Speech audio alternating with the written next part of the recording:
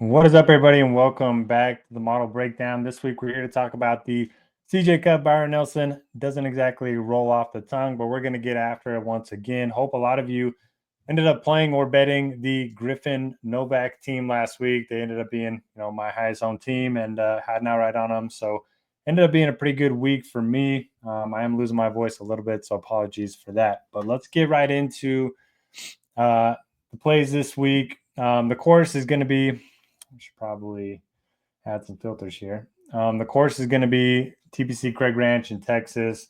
One of the weaker fields that we've seen in a while, but it should still be a pretty fun event.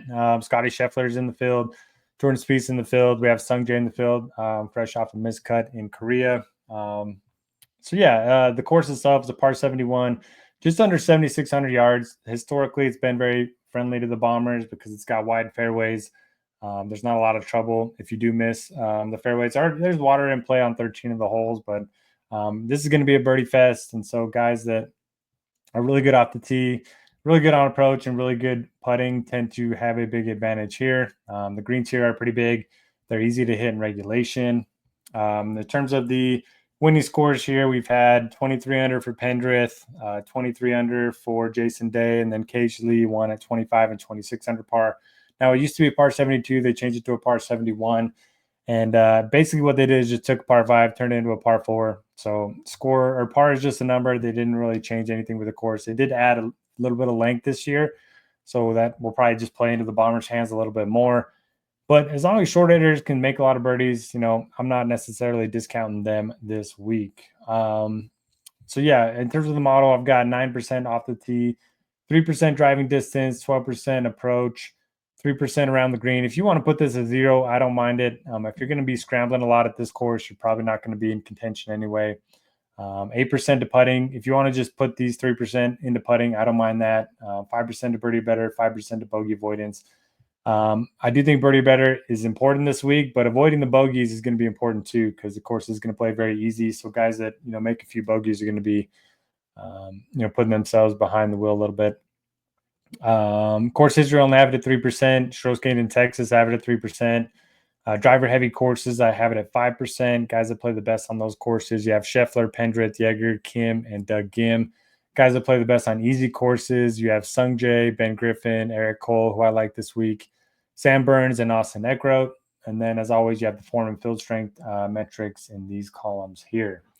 So let's get to my overall rankings and then talk about the player pool. The biggest decision point of the week is going to be Scottie Scheffler. We have him at 41% ownership right now in large field stuff, which means he's going to be even higher in small field stuff. But if you look at the model, if you've been following these videos and downloading the model each week, you know that the number one golfer in the model typically ranges from a score of around 85 or 80 to maybe 90. He's got a rating of 99.1 this week, which means he's better than everyone in the field at pretty much everything. It's hard to make a strong case against him other than the price and the ownership. Personally, I'm going to be locking him into all my lineups. So if I build 50, I'm going to have him in all 50 lineups. If I build 150, I'm going to put him in 150 lineups. Now, this does make roster construction a little bit trickier. There's not a ton of great options in the 6Ks, but there are some guys that I have my eye on. For me, I just don't love the 9Ks that much, and I don't love the 8Ks at all. And then the other 10K options just aren't all that appealing to me. So I'm going to be locking in Scheffler. I do this at maybe 2 or 3 tournaments a year. It's typically in these weaker fields when I feel really good about, one of the best golfers in the world. And for me, it kind of feels like, when a star hitter or just any hitter in baseball, ends up, going through a little slump, they can send him down to the minors, get his confidence back a little bit. Scheffler hasn't won yet this year. I think this is his way of saying, you know what, I want to get that first win under my belt before the next major, for the next signature event. So in his home state, I think he's going to play very well. I won't be betting him at, plus 275 or whatever his outright number is, but I do think he is my favorite play by far when it comes to DFS. I looked at his top 5 odds before recording this video. They were at minus 165 which means you have to bet $165 just to win 100 for him to finish in the top 5, which is pretty crazy and goes to show just how high his floor is in this field. Pendrith won here last year, but given my roster construction, I'm not going to have any exposure to him, at least not very much. I'm also going to be fading Sung Jae again. Played well at the Masters, but I don't know. He just hasn't had a great year, and coming off a miscut in Korea. Now he had to travel all the way back to America. I'm not sure how that's going to affect him. I'm not going to be playing any Spieth just because of my roster construction. If you do want to fade Scheffler, starting with Spieth isn't the worst idea. 3 straight top 20s, and he's been, very good in Texas throughout his career. But for me, just paid a little extra, get up to Scheffler. Ben Griffin, 9,200. He's been grinding forever. He played 13 straight weeks to try to get into the Masters. Didn't end up getting in. He was right on the cutoff. He was the 51st official ranked golfer in the world. He needed to be top 50, so he didn't make it into the Masters. Then he won the team event last week. So I just think there's going to be like this natural letdown after such a long grind. And now he finally gets that first win. So I'm going to be off of Griffin. I do like Jaeger. Jaeger and Benyon are probably my favorite options in the 9Ks. It's hard to make lineups with Scheffler and those two, but I will be doing that in large field stuff. Siwoo Kim, I think he's a Texas guy, lives in Texas. Pretty good track record here too. So I don't mind a little bit of exposure to him.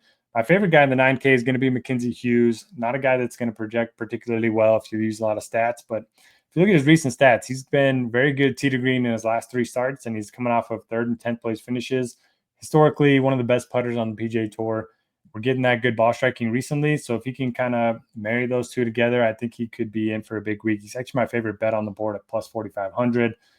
So he's going to make my betting card. Smalley projecting well for me at 7,900. No strong take there, but I'm definitely going to have more exposure to him than the field. I also like Taylor Moore quite a bit at 7,500. Just very consistent. He's a cut maker. Now we get him in a weak field. He kind of does a little bit of everything well. You have Rico Hoey, who might be one of the worst putters in the field. I mean, these putting splits are not good.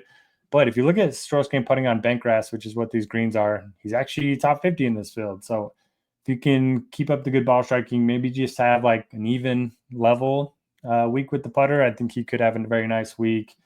Chan Kim coming off the miscut at the team event. I'll probably get back on him. Kevin Yu kind of fits the bomber mold. Gerard has been playing some good golf recently. Harry Hall tends to clean up on these easier courses, but he has been, pretty mediocre on the weekends recently. He hasn't been great at this course in the past, so I'm still torn on what to do with him. I'll be overweight on Eric Cole, guy that's won 50-plus times on the minor league tour. Tends to play easy courses as well, as you can see here. Was T23 here in 2023, so I'll be on Eric Cole. No strong take on Doug Gim, Bridgman, or Hisatsune. Lee Hodges projects well, but not a guy that I want a ton of exposure to. Fishburne, this seems like a great Fishburne course. He's good on easy courses. He's pretty long off the tee, pretty solid all across the board. So I'll definitely be overweight on him at 7K. I like Sam Stevens quite a bit. Hayden Springer's a guy. He's been making a lot of cuts, long off the tee. I'll be overweight on him. I really like Toasty and Davis Riley in the lower 7Ks. You guys aren't going to project that well, but Toasty coming off a career high, 11.3 strokes gained, tee to green in his last start, which was also in Texas. And then Davis Riley has been playing some really good golf over the last 6 months. He's won twice on the PGA Tour. I included both of them in my outright card as well. If you want to join me on them, I think they're around 80 to 90 to 1 in most markets.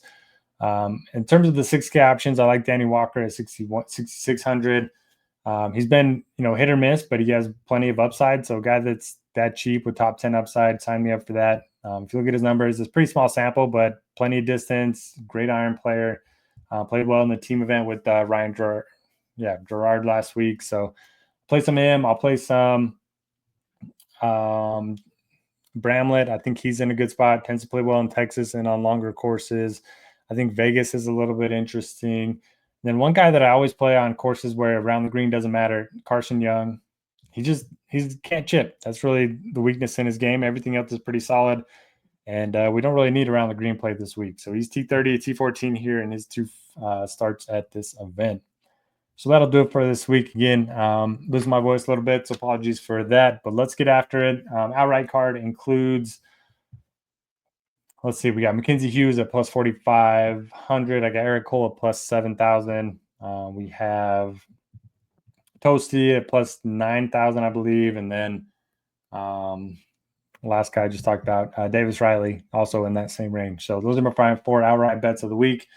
Best of luck, everybody. Hit that thumbs up button if you don't mind. We'll catch you back here next week.